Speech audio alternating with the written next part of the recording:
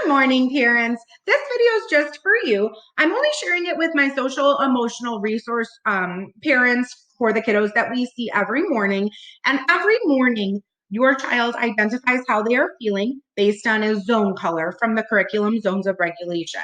And so the colors are blue, green, yellow, and red. And so every morning they come into class and they put their face on a color, identifying how they're feeling in that zone that they're in. So I wanted to give you a little lesson just so that if you wanted to keep that consistency going and have your child identify how they are feeling, that would be wonderful. Just to have some self-awareness, and it also teaches a little bit of self-control and how we can cope with our feelings. So I wanted to give you a mini lesson on blue zone. And blue zone can be hurt, depressed, tired, bored, sick, exhausted, sad, or shy. So if your child comes and tells you that they are in the blue zone, but unable to use one of those words, those are the words that we are using and the terms that we're using in class to identify when we are in the blue zone. For the green zone, this is where we want our child to be. Green is happy, it's thankful, it's relaxed, ready to learn, okay, I'm calm, focused, appreciated, good, I'm being a good listener, and I'm proud. So we want our children to be in the green zone, but of course we all have feelings and it changes up daily, sometimes minutely for some of our kiddos. And so green is where we want them to be. Minutely is not a word, I know. Yellow zone. So the yellow zone can be either elevated happiness, or it can be I'm starting to get frustrated and out of control. So we have confused, silly, uncomfortable, anxious or worried, scared, overwhelmed, jealous, nervous, frustrated, annoyed, upset, embarrassed, grouchy or crabby, and excited. So in the yellow zone, that's when our mood is kind of heightened or going down a little bit.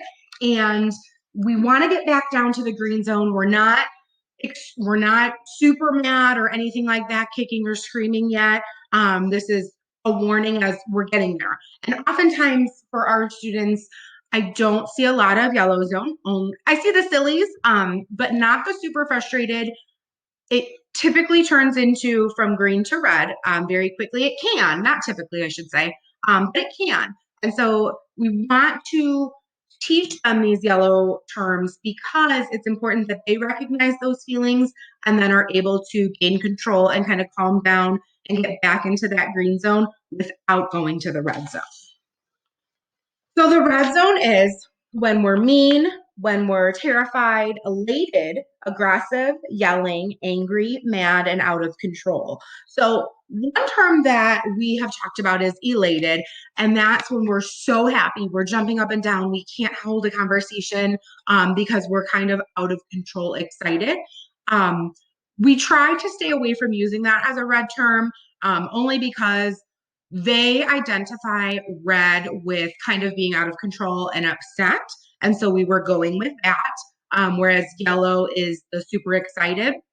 So the aggressive, the angry, the out of control is kind of what we talk about in class about being in the red zone, that if we don't think about our behaviors and we don't think about the consequences, then we can get in trouble or we can get hurt or somebody else can get hurt. One thing we've also been talking about is kind of size of the problem. And if there's a little problem, a small problem, you have to think about, did my toy break or did my pencil fall on the floor and I'm upset? We've really been working on, if it's a small problem like that, we can typically fix it ourselves. So toy meaning my Lego house that I just built broke or fell apart. Somebody stepped on it or knocked it over. My dominoes fell over before I was done making my train. Those are small problems that the student can fix themselves. Then we have our very large problems. And our large problems are problems that we need an adult to help with. We cannot solve it ourselves. We can try, but if we can't, we need an adult, either somebody's hurt or the child themselves are hurt. We need an adult to help with that problem. That is a big problem.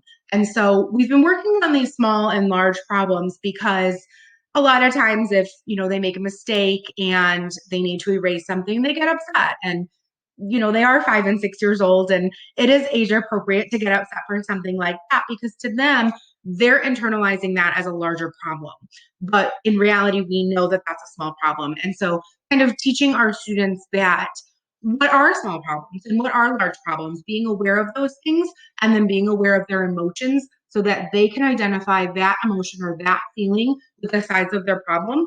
It will definitely help them process those feelings and process those problems to help them gain some problem solving skills. So I hope this helped. If you have any other questions, please feel free to ask.